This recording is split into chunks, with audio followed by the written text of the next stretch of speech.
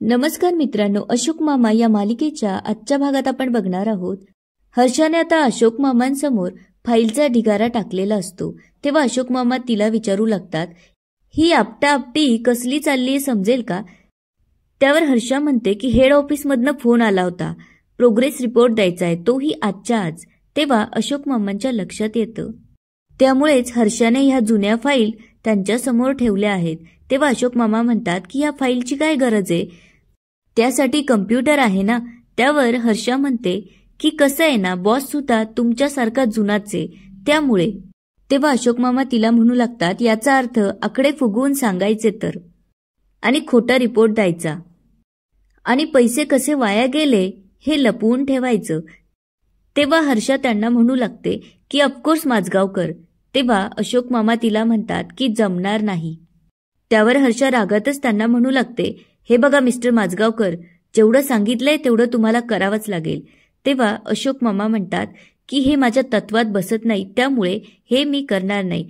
तुम्हाला हवं असेल तर हे काम तुम्ही दुसरं कोणालाही देऊ शकता. तेव्हा हर्षा म्हणू लागते, हे बघा मिस्टर माझगावकर, तुम्हाला असं वाटून देऊ नका की तुमच्याशिवाय हे काम दुसरं कुणी करणार नाहीये. जर तुम्ही असे वागत राहिलात तर. त्यावर अशोक मामा म्हणतात, तर काय, हे बघा माझा राजीनामा मी माझ्या खिशातच घेऊन फिरतो. असं म्हणत ते बॅगमधून त्यांचा राजीनामा काढून तिला दाखवतात आणि म्हणतात, फक्त 2 सेकंद लागतील मला यावर सही करायला. पण तुमचं काय होईल याचा विचार करा हर्षा मॅडम. आधीच गोंजाळेंनी राजीनामा दिला आहे आणि आता जर मी दिला तर याला जबाबदार तुम्ही असाल. हे ऐकल्यानंतर आता हर्षाला जरा टेन्शन येतं. तेव्हा ती म्हणते, हे बघा मिस्टर माझगावकर, तुमची ही काही जी तत्व आहेत ना, त्यामुळेच भैरवीचं नुकसान झालंय एवढं लक्षात ठेवा. त्यामुळेच तर तिच्या जागेवर मी काम करतेय. त्यावर अशोक मामा म्हणतात, भैरवीने ठरवलं असतं तर ती सुद्धा इथेच काम करत असती, पण ती स्वाभिमानी आहे आणि ती तत्वाला धरून आहे. आणि राहिली गोष्ट भैरवीच्या कामाची, तर ती नवीन कंपनी उभी करत आहे, तीही स्वतःची. आणि भैरवी जे करू शकते ते तुला कधीच जमणार नाही. तेव्हा हर्षाला राग येतो आणि ती रागातच तिथून निघून जाते.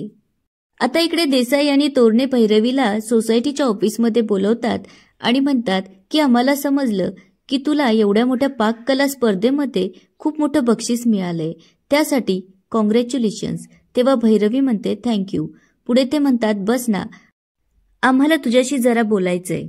आता भैरवी बसते. तेव्हा देसाई आणि तोरणे तिला विचारू लागतात, म्हणजे कशाच्या संदर्भात बिझनेस आहे हा? त्यावर भैरवी त्यांना सांगू लागते की क्लाउड किचन माहितीये का तुम्हाला? त्यावर देसाई म्हणतात, म्हणजेच ते पदार्थ बनवायचे असतात तेच का? त्यावर भैरवी म्हणते, ऑफकोर्स, मी अनेक वेळा पदार्थ बनवून तुम्हाला खाऊ घातली आहेत, विसरलेत का? त्यावर देसाई आणि तोरणे म्हणतात, हो खूप छान बनवतेस तू, पण त्यासाठी काही पाटी वगैरे लावणार आहे का, म्हणजे बोर्ड वगैरे? तेव्हा भैरवी म्हणते, हो. त्यावर देसाई तिला म्हणतात की तुला असं करता येणार नाही. त्यावर भैरवी त्यांना विचारू लागते की का? त्यावर तोरणे म्हणतात की ही रेसिडेन्शियल जागा आहे, इथे कमर्शियल ऍक्टिव्हिटीज करता येणार नाही. तेव्हा भैरवी म्हणते, का नाही करता येणार, जर त्याचा कुणाला त्रास होणार नसेल तर?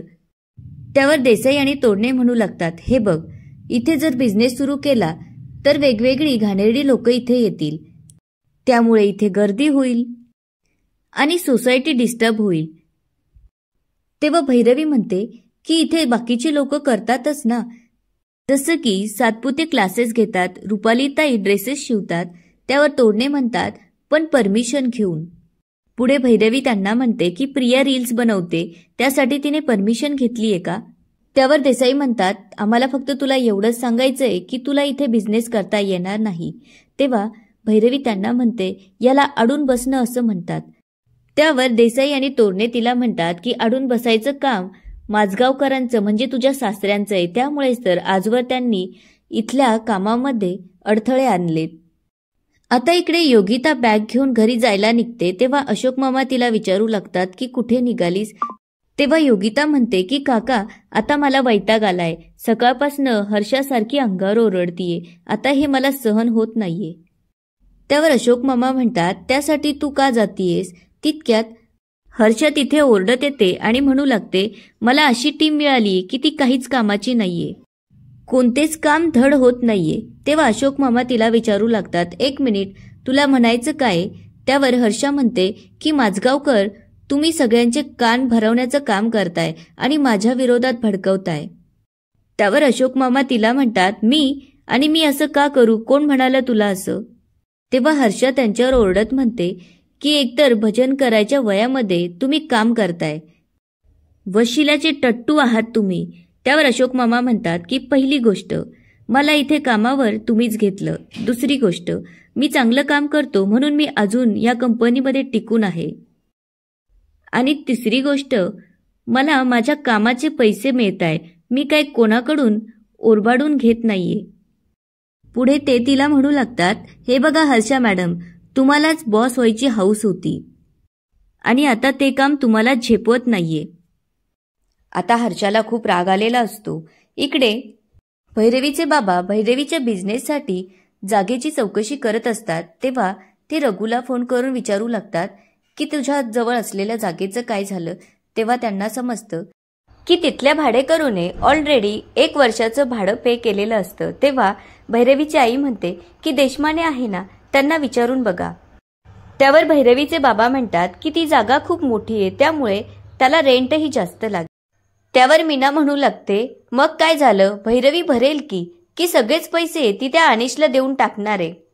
पुढे ती म्हणू लागते, मला तर माहीतच होतं हे असंच होणार आहे. आता आपल्या भैरवीने मरमर कष्ट करायचे आणि त्या अनिशने फक्त तिच्या पैशांवर मजा मारायची. जरा मुलगा बरा वाटत होता, त्यामुळे आपल्या भैरवीला त्याच्या गळ्यात मारलं. पण आपल्याला काय माहित होतं की तो एवढा आळशी निघेल म्हणून. तेव्हा भैरवीचे बाबा तिला म्हणू लागतात की असं भैरवी म्हणते का, आणि ती आपल्याला काय बोलली की अनिशमध्ये आणि तिच्यामध्ये पडायचं नाही. आता इकडे भैरवी तोरणे आणि देसाईंना म्हणत असते, ठीक आहे, तुम्हाला जर स्टाफचा आणि माझ्या बोर्ड लावण्याचा जर प्रॉब्लेम असेल तर त्या दोन्ही गोष्टी होणार नाही, मग तर झालं. त्यावर देसाई म्हणतात, पण सामान आणण्यासाठी ट्रक तर येईलच ना, त्याचं काय, आपल्या सोसायटीमध्ये आधीच आपल्या गाड्या ठेवण्यासाठी जागा नाहीये, तेव्हा ट्रक आला म्हणजे सोसायटीमध्ये धूळ उडेल. त्यावर भैरवी म्हणते, मग ट्रक आपण रस्त्यावर उभा करू. तेव्हा ते म्हणतात, पण त्यासाठी तू परशूला कामाला लावशील. आता सोसायटीच्या वॉचमनने हे कामं करायचे का? तेव्हा भैरवी म्हणते की तुम्हाला नक्की प्रॉब्लेम काय आहे. त्यावर ते म्हणतात की इथे तू बिझनेस करायचा नाही एवढंच. तेव्हा भैरवी म्हणते, ठीक आहे, असं म्हणून ती तिथून जाऊ लागते. तितक्यात देसाई आणि तोरणे एकमेकांना खुणवतात आणि देसाई पटकन उठून तिला म्हणतात, 1 मिनिट भैरवी, जरा थांब, यावरही आपल्याकडे एक उपाय आहे. आता भैरवी त्यांना विचारू लागते की काय. तेव्हा देसाई तिला म्हणतात, हे बघ, तू जो काही बिझनेस करणार आहे त्यातून तुला जो काही प्रॉफिट होईल त्यातले 10% तुला आम्हाला द्यावे लागतील. आता इथे भैरवीच्या ही गोष्ट लक्षात आलेली असते की हे सगळं पैशांसाठी चालू असतं, त्यामुळे भैरवी त्या गोष्टीसाठी तयार नसते.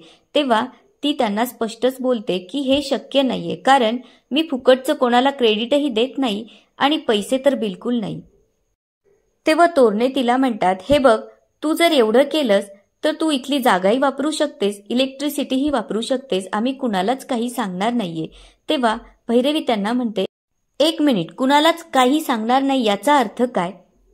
पुढे ती म्हणू लागते, हे बघा, तुम्ही एक लक्षात ठेवा, एक दिवस माझी कंपनी खूप मोठी होईल, त्यावेळेस तुम्हाला पस्तावा येईल की तुम्ही मला मदत केली नव्हती. असं म्हणून ती तिथून जाऊ लागते. तेव्हा देसाई तिला म्हणतात, अरे वा, त्यासाठी तुला माझ्याकडून सदिच्छा, पण कशात काही नसताना तू एवढी मोठी स्वप्न कशाच्या जीवावर बघतीयस? मला माहितीये की तुझ्याकडे भांडवल नाहीये, तुझ्याकडे स्टाफ नाहीये, तुझ्याकडे जागा नाहीये. उद्या तर मीही म्हणेल की मला अमेरिकेचा राष्ट्राध्यक्ष व्हायचंय, पण ती गोष्ट शक्य आहे का? आणि काल तुझ्या नवऱ्याने म्हणजेच अनिशने गाडी ठोकली, ही गोष्ट आम्हाला कळली बर का. असं म्हणत आता तोरणे आणि देसाई तिला हिणवू लागतात. त्यावर भैरवीला खूप राग येतो आणि ती त्यांना म्हणते, 1 मिनिट, काय म्हणालात तुम्ही? कशाच्या जीवावर एवढी उड्या मारते? तर माझ्या सासऱ्यांच्या जीवावर, कारण त्यांचा मला पाठिंबा आहे. आणि राहिली गोष्ट त्यांच्या तत्वांची, तर ते चांगल्या गोष्टीसाठी नेहमीच पाठिंबा देतात. तुमच्यासारखे असे चुकीच्या गोष्टीला अडून बसत नाही. असं म्हणत आता भैरवीने देसाई आणि तोरणेंना चांगलंच फटकारलेलं असतं. आता इकडे योगिता अशोक मामांना विचारू लागते की भैरवीच्या कंपनीत मला काम मिळेल का. त्यावर अशोक मामा म्हणतात, आत्ताशी तर कुठं तिने सुरुवात केलीये. बक्षिसाचे पैसे मिळाले तेवढंच तिच्याकडे थोडंफार भांडवल आहे. त्यातून आता तिला किती प्रॉफिट मिळेल आणि तुला ती काय देईल.